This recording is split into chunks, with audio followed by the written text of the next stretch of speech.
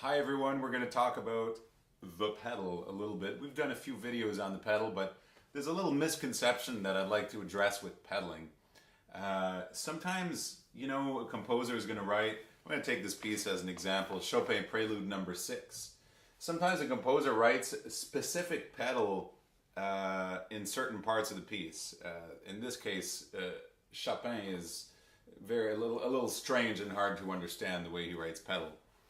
This does not mean that you only put the pedal there, that you don't put pedal anywhere except where he wrote pedal, if he just wrote pedal for a few parts. Pedal is more something we just use in general.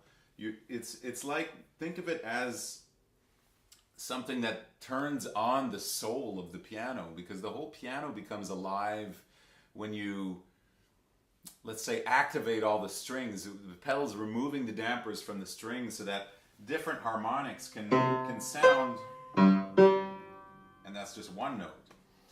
So let's take this piece for example. Not impossible, but really sad if you don't put pedal.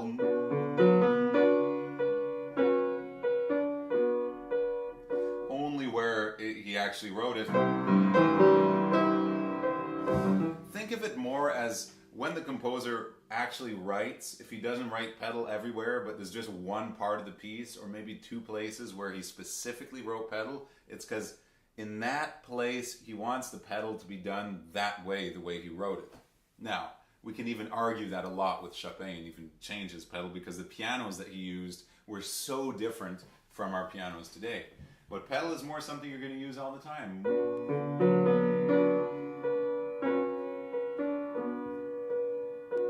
And we'll come back to this prelude. We'll come back to several preludes actually and do a whole bunch of videos.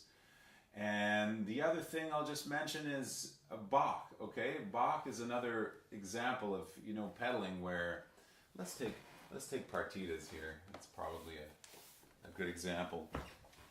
Where you can just pedal pretty much, I don't want to say everywhere, because there's a lot of places where you won't put pedal. What am I looking for? Number 5.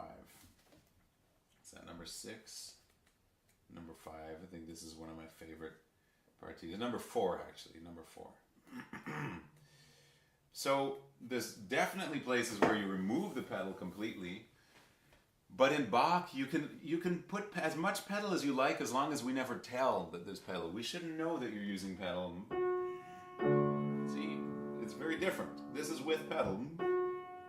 That F sharp sounds very different with than without. The whole piano becomes alive when the pedal is on. You hear that wah, wah, wah inside the piano. Pedal, pedal, pedal, pedal, pedal.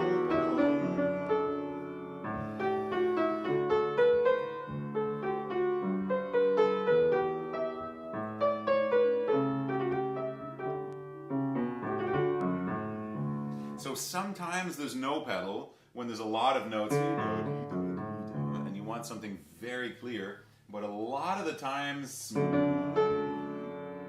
you just pedal constantly. Sometimes you pedal every single 16th note. Pedal, pedal, pedal, pedal, pedal. But try not to think about it too much. It's more, you pedal with the ear. The ear is the one that's really deciding whatever the foot is making the pedal do. So you're just very attentive to the sound so that nothing ever sounds oversaturated. You never have, or you never have, a minor second or even a major second in the same pedal if it doesn't sound right.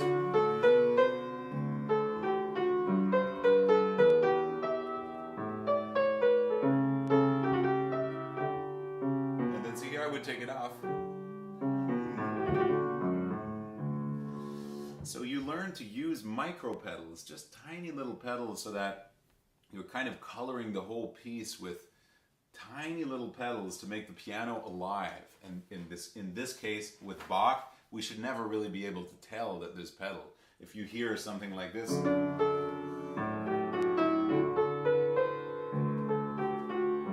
that's just too much pedal.